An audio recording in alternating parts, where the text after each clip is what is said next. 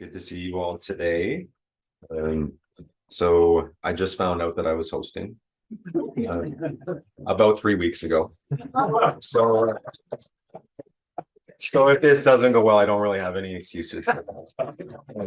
I can't even blame it on last year.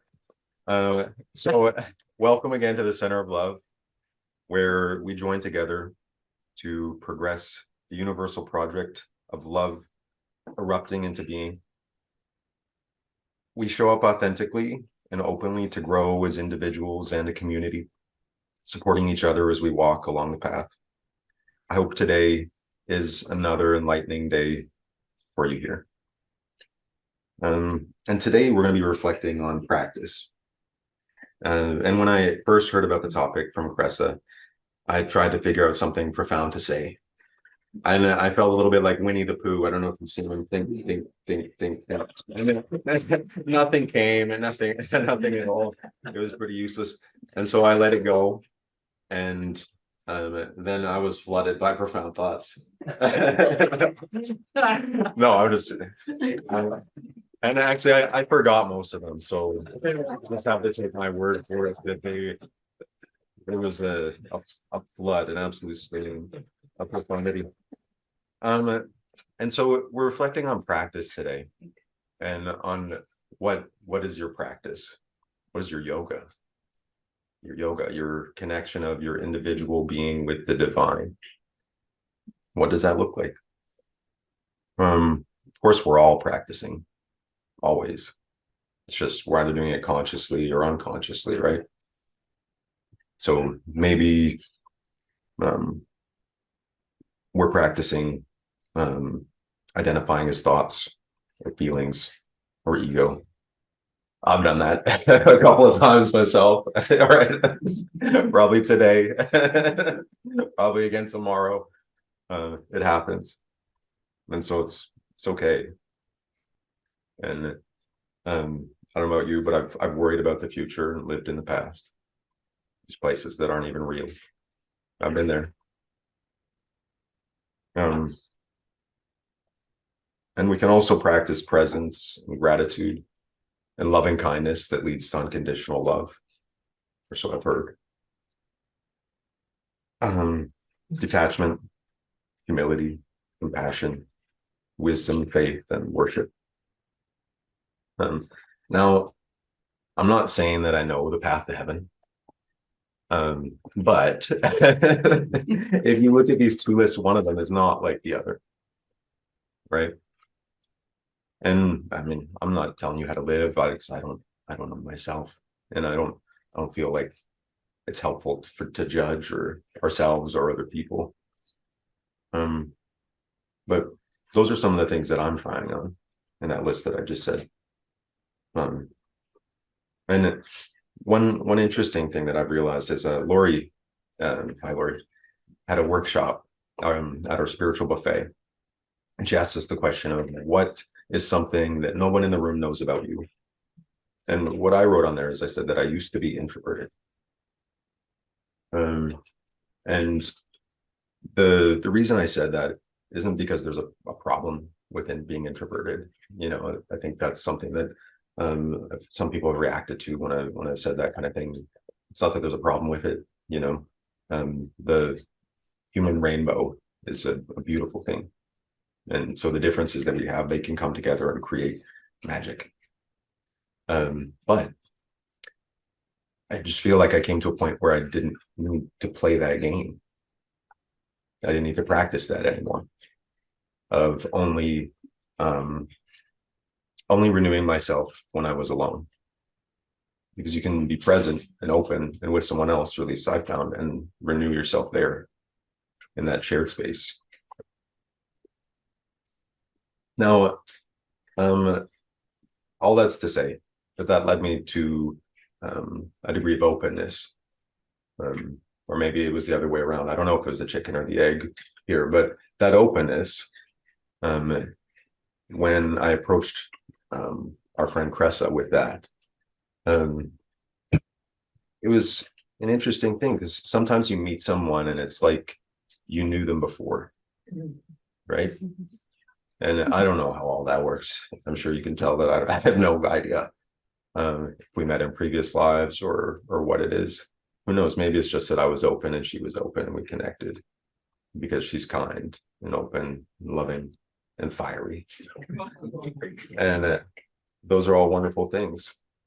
And so today we have the treat of sharing some activities and some talk and fellowship together based on what Cressa has prepared for us today. So I would like to welcome to the pulpit Cressa Sisson. Good morning, everyone.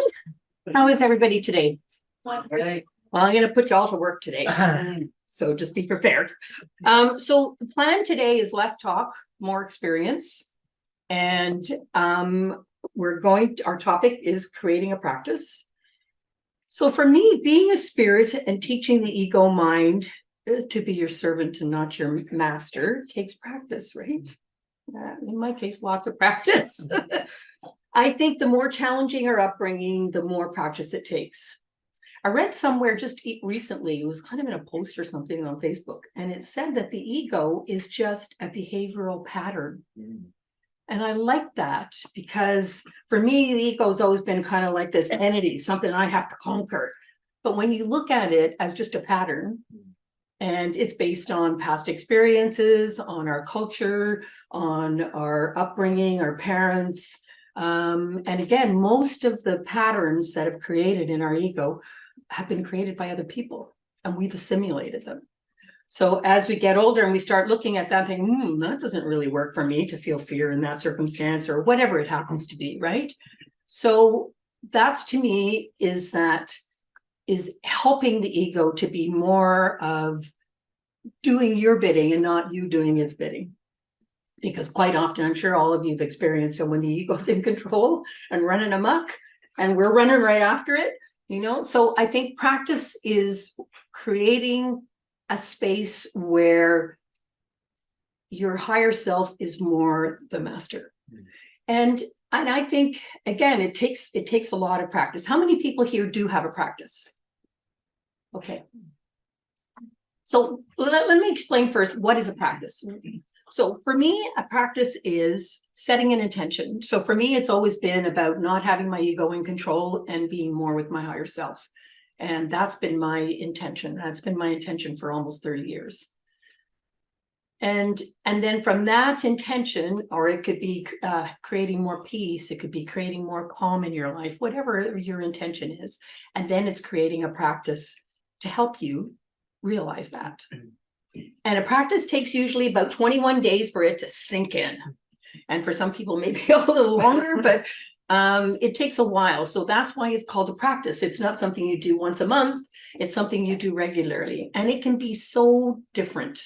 It doesn't have to be all these things I'm going to teach you today. I'm going to teach you some cool exercises that really will, I think, help. But it can be, there's so many things. I'm only going to mention some of them here, but your practice can be anything you want it to be. So we're going to do some sharing today as well.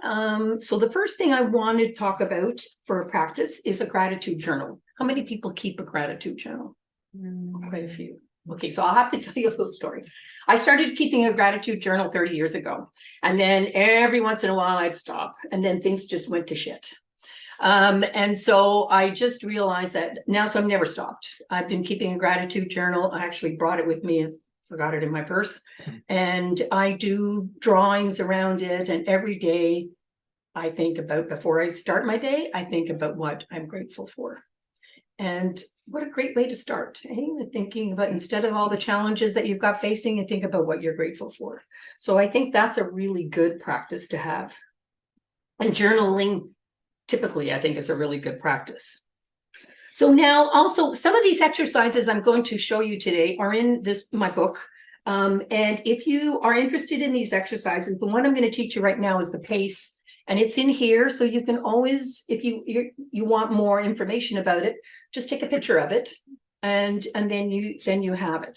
There's also a copy of your book somewhere in this library. Oh, yeah. One to borrow if you would like to borrow. Oh, okay, awesome, cool, good. Okay, and for the folks online, If you're in a, like Matti and Liz are together, Colleen, you're on your own there, and Lori is with Grant. Some of the things we're going to do today are going to be sharing, but you can also do them by yourself. So whatever kind of works for you. And Ollie's going to make sure that the camera's on me so that you can see what we're doing.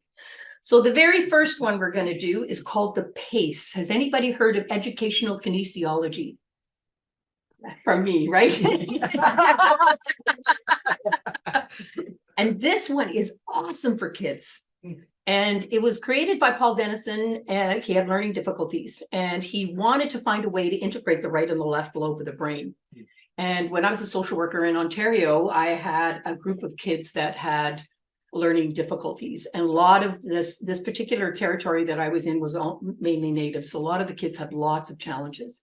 And so I taught them brain gym on lunch hours. I had 18 of them, and of course they're coming into the gym and they're banging off the walls, and then at the end they're all lying quietly on the floor without a sound. Teacher comes in and she said, "What the heck did you give them?" I said, "I didn't give them anything. I taught them how to integrate their right and their left lobe of their brain, and now they're calm."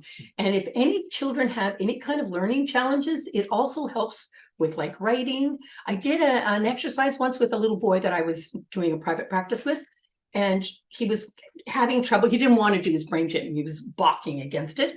And so we did a little exercise. I said, "Okay, now write for me." So he would write and had great difficulty. I said, "Okay, let's do our brain gym, just humor me." And so we did our brain gym, and he wrote, and his writing was like totally different. Wow. Like it is kind of crazy. And actually that Board of Ed in Hastings County, they adopted brain gym as one of the ways of helping children with learning difficulties. So anyway, so this is what I'm going to teach you first. So the very first thing you're going to do, right underneath your clavicle, see this hard clavicle? Right underneath here are your kidney points. Okay, so you're going to, with one hand, like this, thumb and your index finger, you're going to rub them quite deeply. And then the other hand flat on your belly. Right hand, left hand, no preference? No, doesn't matter, because we're going to switch. Everything, what we're doing now is trying to integrate the right and the left lobe of the brain.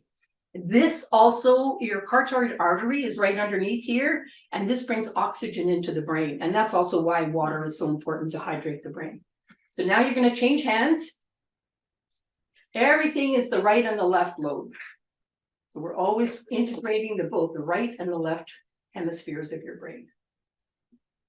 Can you feel anything with doing that, rubbing them? Do they hurt? Yes. Yeah, that's because you're not used to playing with them. So what are you doing? But it's really powerful. Okay. The other hand also always has to be flat on your belly. Yeah. And so why this? Because all your reflex points are located right around the belly button. This is your hara, your major energy center. Okay, so now the next thing, and we'll just do it because we don't have a lot of room, we're going to do a cross crawl. So you're going to do your right to your left, and you can just do it close where you are. You don't have to do, normally I would do a big movement, but we don't have room. And when you're doing look towards where your hand is. Look where your elbow goes. Look Okay. towards there. Again, when babies learn how to walk, they crawl first. That's how their brain starts to develop, by crawling. Ooh, this is a workout. Yeah. Yeah, not bad. Yeah, I've been doing this for 30 years, and I think that's part of why I'm in relatively good shape. All right, the last one. Now you can sit down. Woo, woo. Got a little small one. All right, everybody's got a seat. And now you're going to cross your legs. Yeah. John's ready for Cross that. your arms like this. Okay, and now you're going to pull it up underneath you.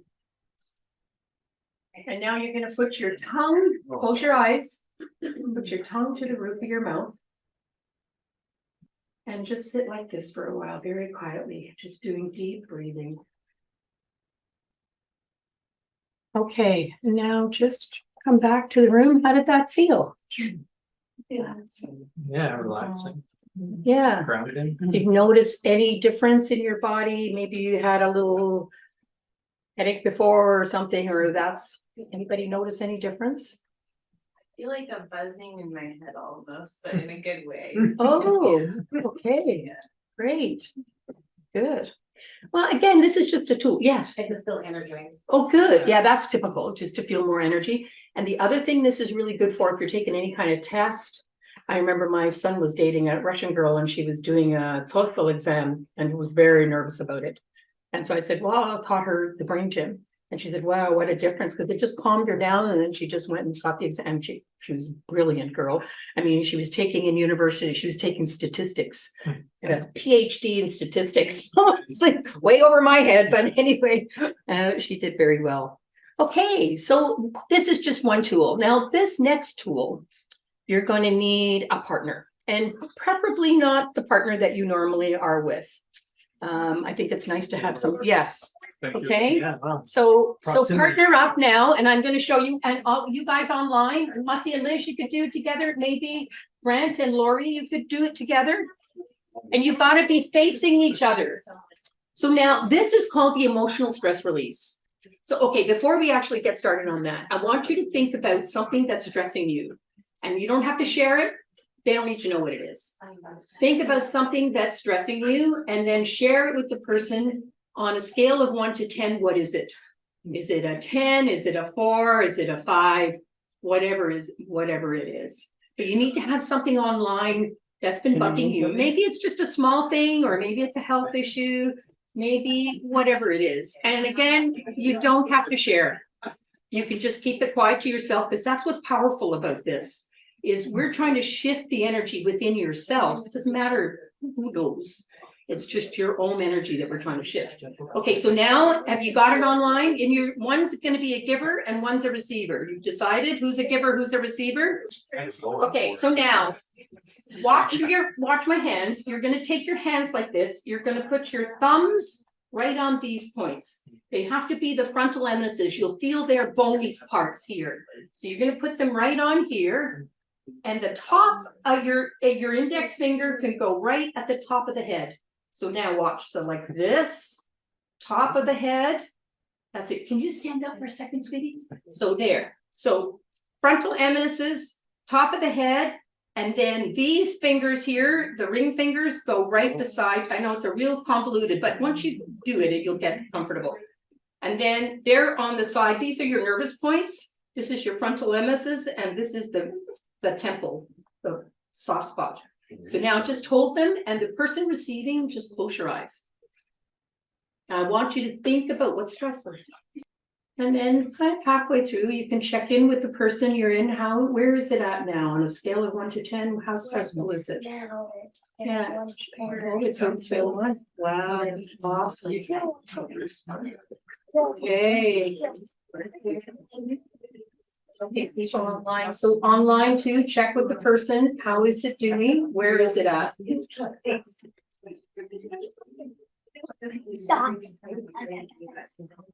Okay, I think we can let it go. And now you're going to shift. Again, I just want you to know that you can do this on your own. So you can lie down on a bed. If you've got, I've done this. There was one time I was doing a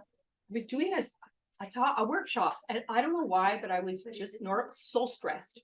So I just put myself on my massage table and did it, and the workshop was great, and totally let go of all of it. So how do you do it with yourself? yeah, the same. So thumbs here, these fingers here, and then these here. Oh, okay.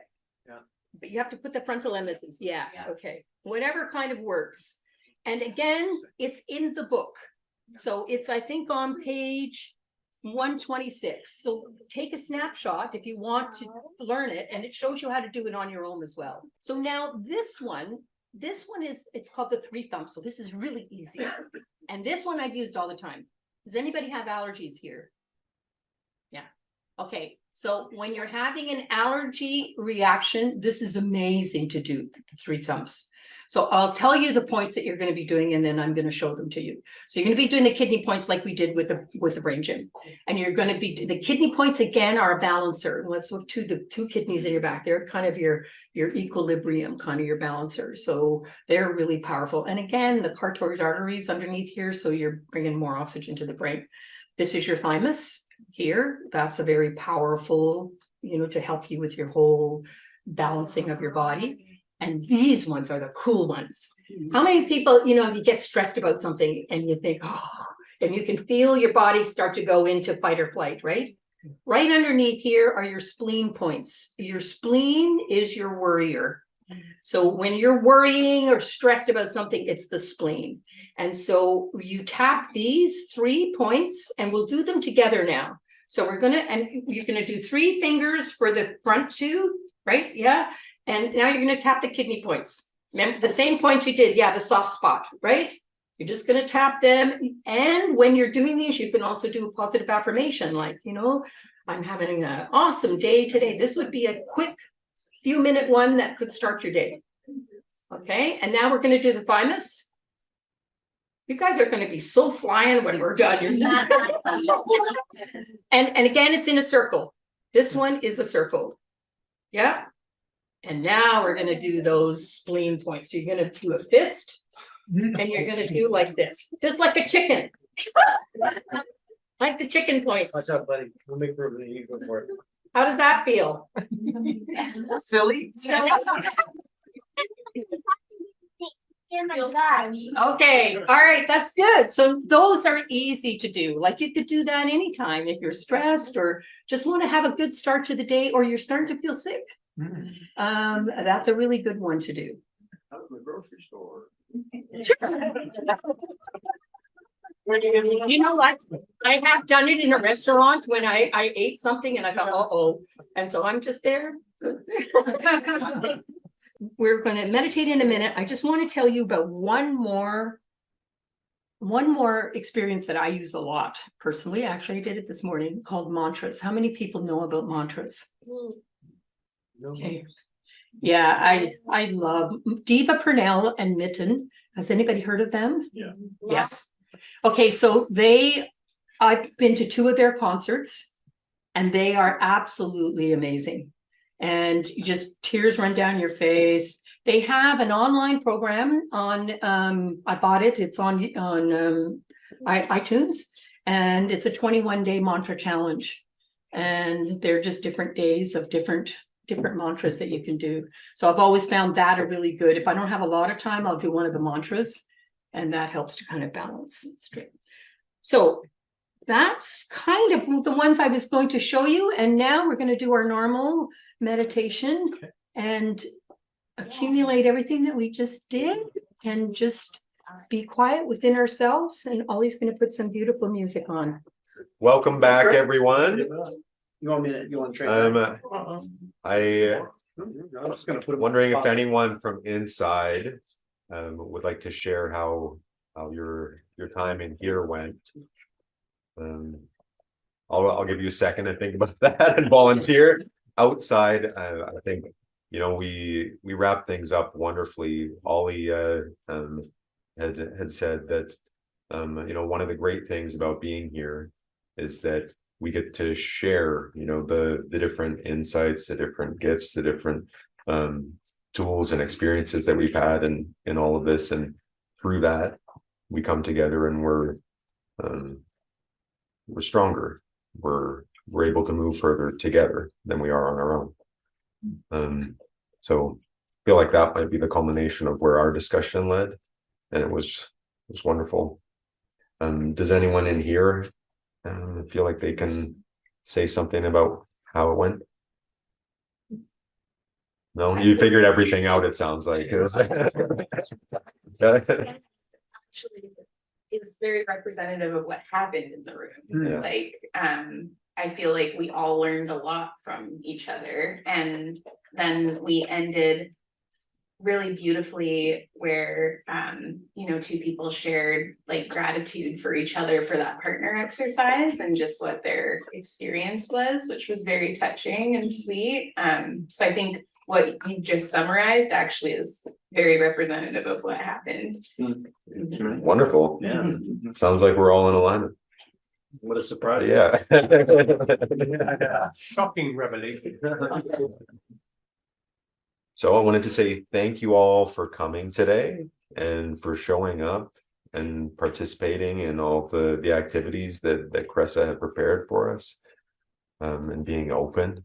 That's it's a wonderful thing. that we're all here and willing to share and try and move forward together.